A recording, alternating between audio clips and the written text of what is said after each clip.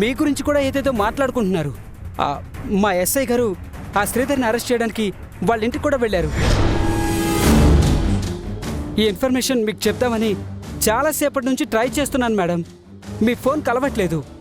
అయ్యో అవునా, నేను జడ్జి గారి ఇంట్లో ఉన్నాను, అందుకే ఫోన్ ఏరోప్లేన్ మోడ్లో పెట్టాను. నేను యాంటిసిపేటరీ బెయిల్ తీసుకుని ఇప్పుడే బయటకు వచ్చాను. అవునా మేడం? అమ్మయ్యా, మంచి పని చేశారు మేడం. మీ ఎస్ఐ గారు వెళ్ళి ఎంతసేపు అయింది? ఒక అరగంట పైన అయి ఉంటుంది మేడం. అయితే ఇప్పుడు నేను ఇంటికి వెళ్ళినా ఉపయోగం ఉండదు. నేను వెళ్ళేసరికి వాళ్ళు అక్కడ ఉండరు. సరే, నేను డైరెక్ట్గా స్టేషన్కే వస్తాను. వాళ్ళు స్టేషన్కి వస్తూ ఉండొచ్చు. Okay madam.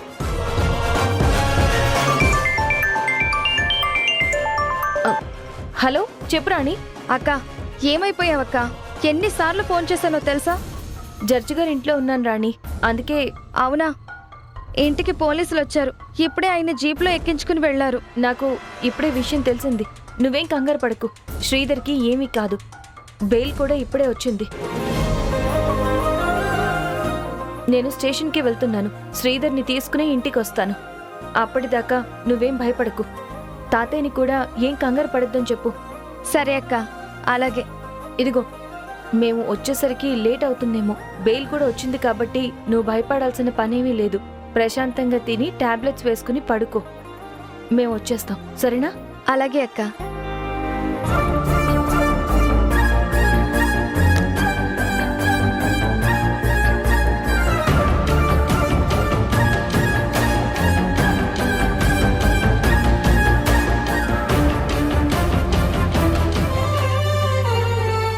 అమ్మా రాణి, ఝాన్సీ ఏముందమ్మా? బెయిల్ వచ్చిందంట తాతయ్య. స్టేషన్కే వెళ్తుందంట. ఆయన్ని తీసుకునే ఇంటికి వస్తాను అని చెప్పింది. అవునా? మంచిదమ్మా. ఝాన్సీ నిజంగానే ఝాన్సీ లక్ష్మీబాయి అమ్మా. అనుకున్నది సాధించి తీరుతుంది. తను మనకి తోడుగా ఉన్నంత వరకు దేని గురించి భయపడాల్సిన పనిలేదు. ఎలాంటి ప్రమాదం నుంచైనా బయటపడేస్తుంది.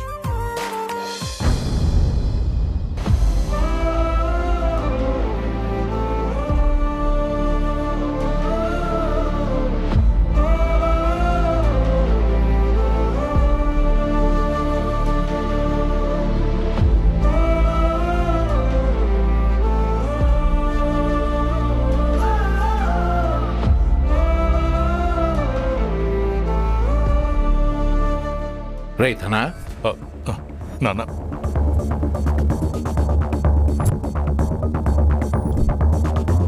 ఈ టైంలో ఇక్కడేం చేస్తున్నావురా? ఇంకా పడుకోలేదా? లేదు నాన్న, నిద్ర పట్టక ఇలా వచ్చి కూర్చున్నాను.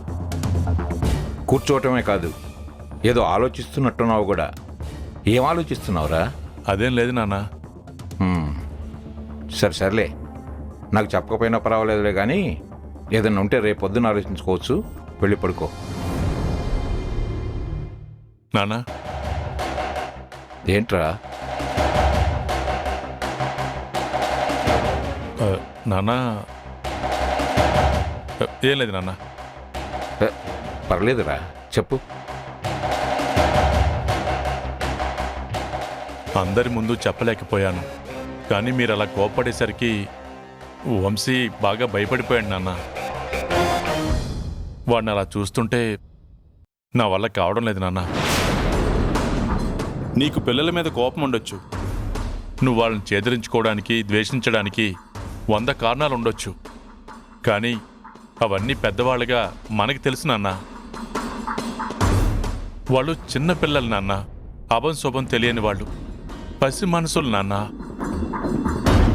ఇవన్నీ వాళ్ళకి అర్థం కావు. తెలిసి తెలియనితనంలో వాళ్ళ మీద మనం కోపం చూపిస్తే వాళ్ళు మన మీద ద్వేషం పెంచుకుంటారు నాన్న. వాళ్ళకి నీ పట్ల భయమో లేక అసహ్యమో కలగకూడదు. మనం ఎప్పటికైనా కలిసి ఉండాల్సిన వాళ్ళం. ఇలా వాళ్ళ మీద కోపాన్ని పెంచుకోకండి నాన్న. అదీగాక వాళ్ళు చిన్నప్పటి నుంచి మనతో ఇక్కడ పెరిగిన వాళ్ళు కాదు, కోర్టు ఆర్డర్తో వచ్చిన వాళ్ళు. వాళ్ళకి ఏమైనా అయితే కోర్టుకి మనమే సమాధానం చెప్పుకోవాలి. మళ్ళీ ఆ కోర్టులు, కేసులు అవసరమా నాన్న?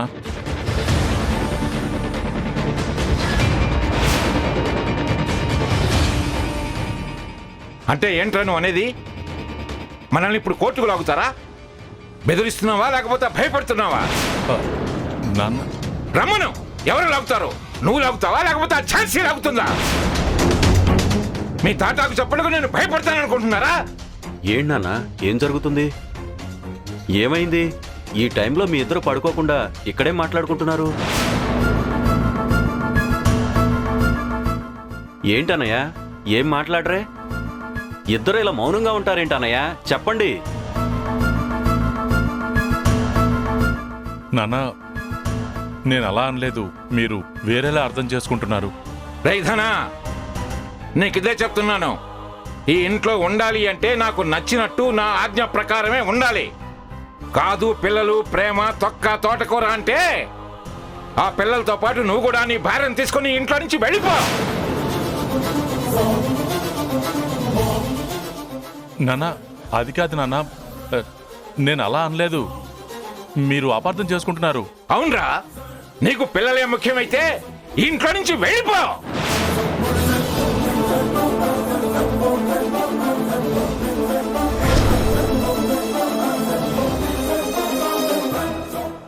నానా నానా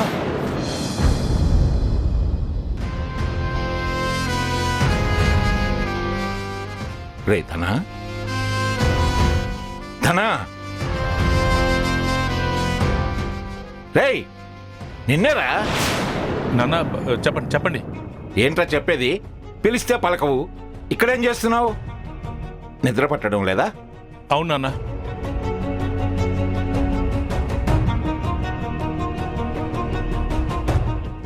ఏంట్రా అటు ఇటు చూస్తున్నావు? ఎవరు కావాలి?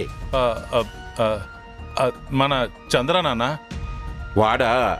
వాడెప్పుడో తాగి పడిపోయి ఉంటాడు. ఇప్పుడు దాకా అనుకుంటాడు. నువ్వు కూడా వెళ్ళి పడుకో. అలాగే నాన్న. రే ధనా, నాతో ఏమైనా మాట్లాడారా? ఏం లేదు నాన్న.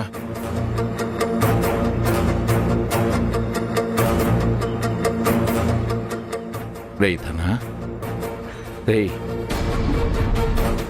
వంశీకి దెబ్బమైనా తగిలిందా? ఈ ఇంట్లో ఉండాలి అంటే నాకు నచ్చినట్టు నా ఆజ్ఞ ప్రకారమే ఉండాలి. కాదు పిల్లలు, ప్రేమ, తొక్క, తోటకూర అంటే ఆ పిల్లలతో పాటు నువ్వు కూడా నీ భార్యను తీసుకుని ఇంట్లో నుంచి వెళ్ళిపో. సర్లే, నువ్వు వెళ్ళి పడుకో. నాకు కూడా ఎందుకో నిద్ర పట్టడం లేదు. నేను వెళ్తాను.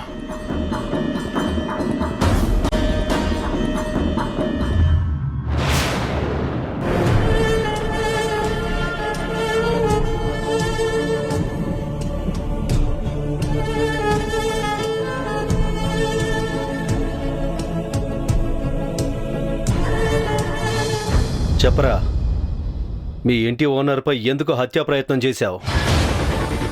సార్ అదంతా అబద్ధం, నేనేం చేయలేదు. అవునా? ఏం చేయకపోతే మరి ఓనర్ వచ్చి నాకెందుకు కంప్లైంట్ ఇస్తాడు? పోలీసులకి పని లేదని ఇచ్చాడంటావా, లేదంటే సరదా కోసం ఇచ్చాడంటావా? చెప్పో. అతనికి సరదా పుట్టి కంప్లైంట్ ఇస్తే నాకు సరదా పుట్టి నిన్ను స్టేషన్కి తీసుకొచ్చానంటావా?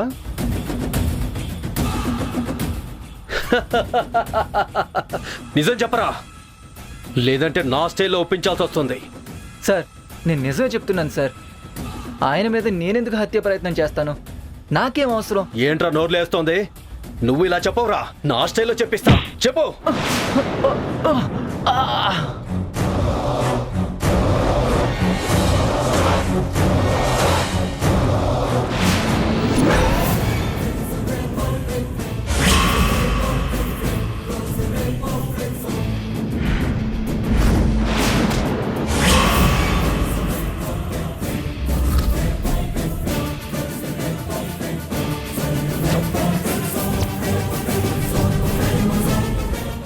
శ్రీధర్, శ్రీధర్ లే, ఏం జరిగింది? ఏంటి మేడం ఇలా వచ్చారు? ఈరోజు కోర్టులో కేసులేం లేవా? ఉన్నాయి. తొందరలో ఇంకో పాత కేసు కూడా హీరింగ్ ఉంది. సర్లేండి, పేరు మోసిన లాయర్లు. ఎన్నో కేసులు వస్తూ ఉంటాయి, పోతూ ఉంటాయి. ఎంతకీ ఎందుకు వచ్చారు?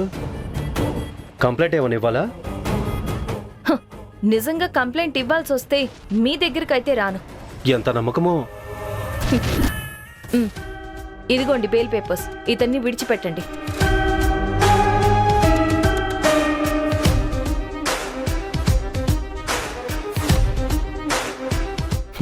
మాకంటే చాలా ఫాస్ట్గా ఉన్నారు.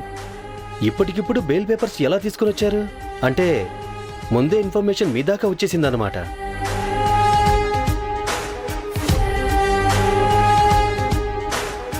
మా వాళ్ళు మీ నెట్వర్క్ గురించి చెప్తే విన్నాను మేడం. ఇప్పుడు లైవ్లో చూస్తున్నాను. Wow, great. మా పోలీస్ వాళ్ళకంటే మీదే చాలా పెద్ద నెట్వర్క్. Super madam, కొట్టండ్రా. నా వైపు అలా చూస్తూ ఉంటారే, మేడం గారి నెట్వర్క్కి హ్యాట్స్ ఆఫ్ చేయాలి కదా, కొట్టండి.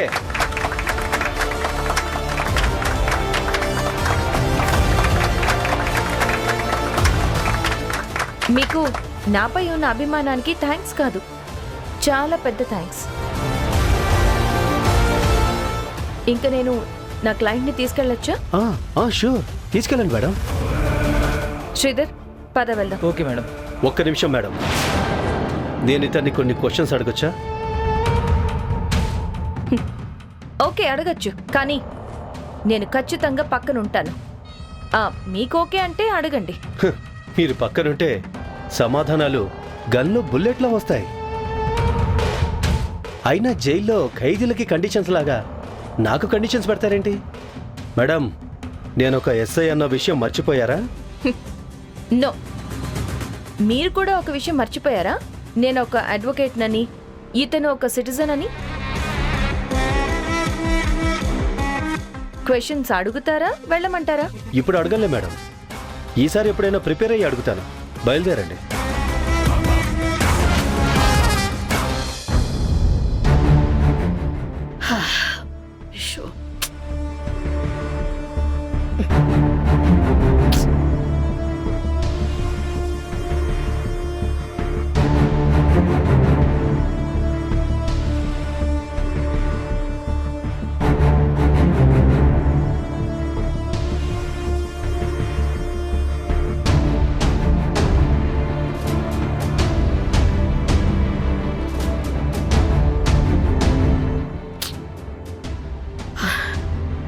ప్రసాద్, ప్రసాద్, ఏంటి మృణాల్ని?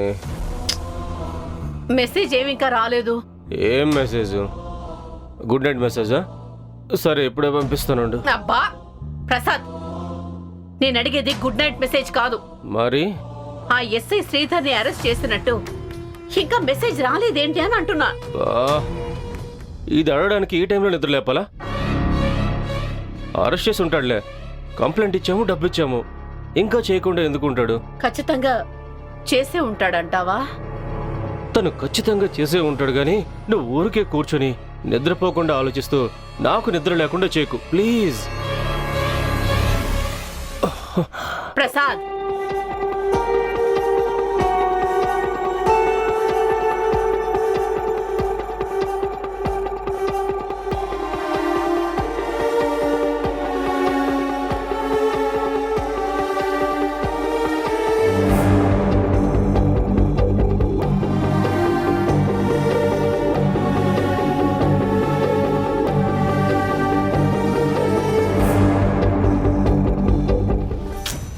ప్రసాద్, ప్రసాద్, లే ప్రసాద్, అప్పుడే నిద్రపోయావా? మళ్ళీ ఏంటి మృణాల్ని? అరెస్ట్ చేసి ఉంటాడని చెప్పాను కదా, మళ్ళీ ఎందుకు నిద్రపోలేకుండా లేపుతున్నావు?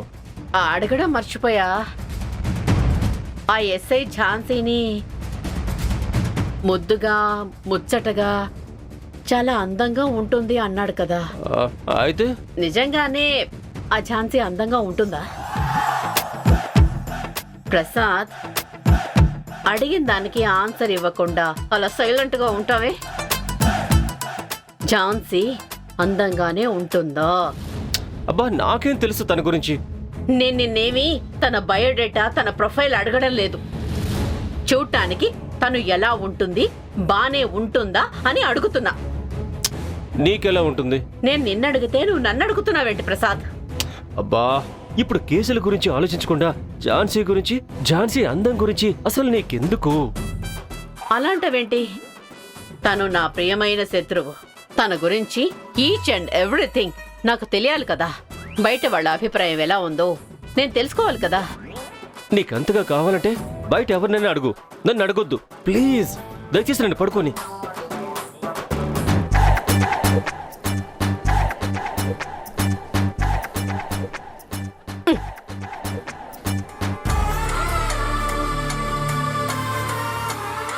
గౌతమ్ ఆ ఝాన్సీ అందం చూసే పడిపోయాడా, లేకపోతే ఎమోషనల్గా కనెక్ట్ అయ్యాడా?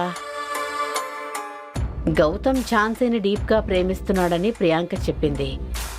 నేను ఝాన్సీని ఇంట్లో నుంచి అయితే బయటికి వెళ్ళిపోయేలా చేశాను, కానీ గౌతమ్ మనసులోంచి ఎలా తీసేయాలి? వాళ్ళిద్దరూ ఒకటైతే ఆ ఝాన్సీ ఆ ఇంట్లో పర్మనెంట్గా సెటిల్ అయిపోతుంది.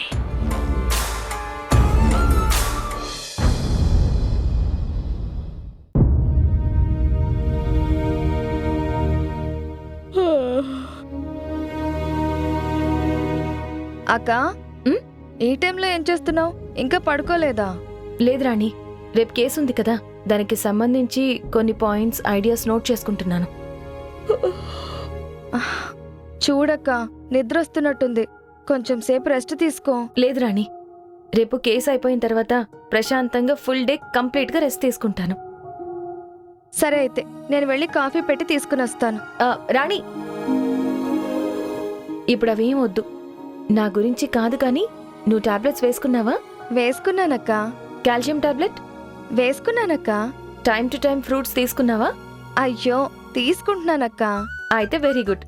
నువ్వు నా గురించి ఎంతలా ఆలోచిస్తున్నావో, నీ గురించి, నీ కడుపులో ఉన్న బిడ్డ గురించి కూడా అంతే ఆలోచించాలి. ఓకేనా? వెళ్ళి ప్రశాంతంగా పడుకో. సరే అక్క, కానీ ఎక్కువసేపు మేల్కొని ఉండకు. సరే. రాణి, చెప్పక్క. థ్యాంక్స్ రాణి. థ్యాంక్స్ నాకెందుకు చెప్తున్నావక్క? నేనేం చేశానని? ఏం లేదు, చెప్పాలనిపించింది చెప్పేశాను. నా చెల్లెలికి థ్యాంక్స్ కూడా చెప్పకూడదా? చెప్పకూడదని నేనేం అనలేదక్క, కానీ ఇప్పుడెందుకు చెప్తున్నావు అంటున్నాను. చిన్నప్పటి నుంచి నా కోసం నిలబడి నన్ను సపోర్ట్ చేస్తూ నా వైపు నిలబడిన వాళ్ళు మా అక్క బావ తప్ప ఒక్కరు కూడా లేరు. అది గుర్తొచ్చిన ప్రతిసారి నాకు చాలా బాధ అనిపించేది. కానీ ఇప్పుడు అది లేదు. ఎందుకంటే ఈరోజు నువ్వు నా కోసం ఒక్కదానివి నిలబడ్డావు. నీకు తోడుగా శ్రీధర్ కూడా నిలబడ్డాడు. మీ ఇంట్లో నాకు ఆశ్రయం ఇచ్చారు. నా ప్రతి పనిలో సపోర్ట్గా ఉంటున్నారు. నా ప్రతి కదలికని కనిపెట్టుకుని నా అవసరాలు తీరుస్తున్నారు. అందుకని నా చెల్లెలికి థ్యాంక్స్ చెప్పుకోవాలనిపించింది, చెప్పుకున్నాను. అలా అయితే అక్క, నువ్వొక్కసారి చెప్తే సరిపోతుంది. నేను జీవితాంతం చెప్పినా సరిపోదు. థ్యాంక్స్ అక్క, థ్యాంక్స్ అక్క, థ్యాంక్స్ అక్క అని నా జీవితంలో ఊపిరి పీల్చుకునే ప్రతి క్షణం నీకు చెప్పాలి. రామకోటి రాసినట్టు ఝాన్సీ అక్క అని 1,000 సార్లు నీ పేరు రాయాలి. నువ్వు చేసిన దాంట్లో నేను చేసిందెంత ఆ రాముడికి ఉడత చేసినంత కూడా కాదు. అమ్మా, అయ్యో రాణి, చూసావా? ఏంటక్క? వీడిప్పుడే నన్ను తంతున్నాడు. తనడం లేదక్క, వాడు నేను నీ పార్టీ అంటూ హైఫై కొడుతున్నాడు.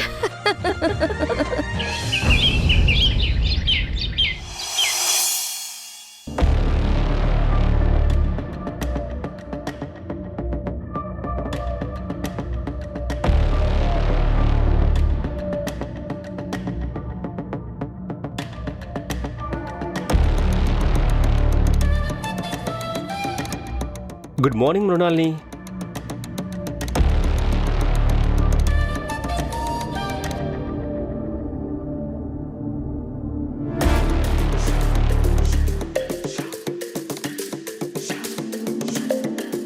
ఏంటి మృణాల్ని, రాత్రి నువ్వు అడిగిన ప్రశ్నకి సమాధానం చెప్పలేదని కోపమా? అయినా మనకు కావాల్సింది ఝాన్సీ ఫిజికల్ అపియరెన్స్ గురించి కాదు, ఝాన్సీ ఓటమి కావాలి. తన ఓటమి చూద్దామనే నీలాగే 1000 కళ్ళతో ఎదురుచూస్తూ ఉంటా. నీకు తెలియంది కాదు కదా. సత్యం, గుడిలో గంట మోగింది. మోగింది గుడిలో గంట కాదు, మన ఇంటి కాలింగ్ బెల్. జయ ఎవరొచ్చారో చూడు.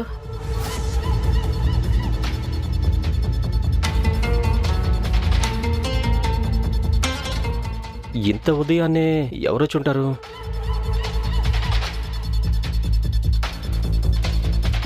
నమస్తే మేడం. నమస్తే. ఏంటి ఏడుకొండలు, ఇంత ఉదయాన్నే వచ్చావు? జయ నువ్వు వెళ్ళు. మేడం, ఆ శ్రీధర్ గాడు నిన్న యాంటిసిపేటరీ బెయిల్ తెచ్చుకున్నాడు. ఇప్పుడు ఆ బెయిల్ క్యాన్సిల్ చేయించి వాడిని మళ్ళీ జైల్లో వేయించాలి. ఎంత పొగరుంటే మాత్రం నా మీదే చేసుకుంటాడా? ఏమైంది మేడం అంత సైలెంట్గా ఉన్నారు? నేనేమన్నా తప్పుగా మాట్లాడానా? లేదు లేదు, నువ్వు కరెక్ట్గానే మాట్లాడావు. మృణాల్ని, ఇనుము కనకనమని కాలుతున్నప్పుడే సమ్మెట దెబ్బ వెయ్యాలని చిన్నప్పుడు ఎప్పుడో చదువుకున్నా. అలాగే అవకాశం వచ్చినప్పుడే వదలకుండా పట్టుకోవాలి. నిన్నటి వరకు ఆ ఝాన్సీని ఇంట్లో నుంచి పంపించడం మనకు అవసరం, కానీ ఇప్పుడు మనకంటే ఎక్కువ ఇతనికి అవసరం. మనకు ఆ ఝాన్సీ మీద, తనకి కావలసిన మనుషుల మీద పగ తీర్చుకునే అవకాశం ఇలా వచ్చింది. సో వదులుకోవద్దు.